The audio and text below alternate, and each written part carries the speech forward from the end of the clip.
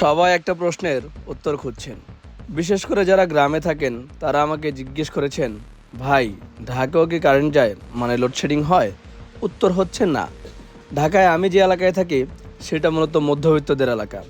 এখানে যেহেতু বিদ্যুৎ যায় না, অতএব অন্যান্য এলাকায়ও যায় না।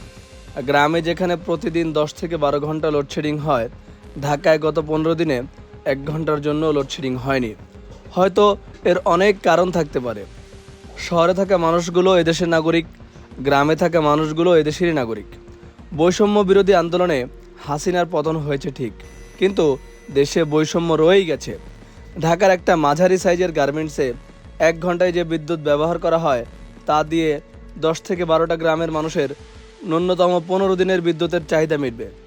একটা বড় কর্পোরেট অফিসে যতগুলো এসি চলে, সেই বিদ্যুৎ দিয়ে 8 থেকে 10টা পুরো গ্রামের মানুষ 10 থেকে 12 দিন বিনা লোডশেডিংয়েই চলবে। কিন্তু এরপরও গ্রামের বেশিরভাগ সময় বিদ্যুৎ থাকে না, আর শহরে বিদ্যুৎ যায় না।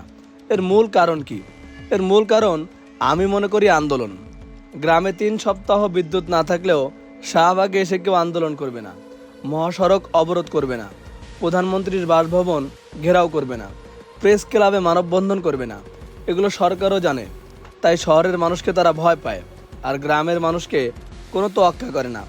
সরকার যদি বৈষম্যমূলক আচরণ না করত, তাহলে বলতো যতদিন বিদ্যুতের সংকট না কাটছে ততদিন শহরের কোনো এসি চলবে না। গ্রামের শিশু যেখানে গরমে ঘেমে কান্না করছে, সেখানে আপনার শিশু এসিতে ঘুমাবে, এটা নিশ্চয়ই ইনসাফ নয়।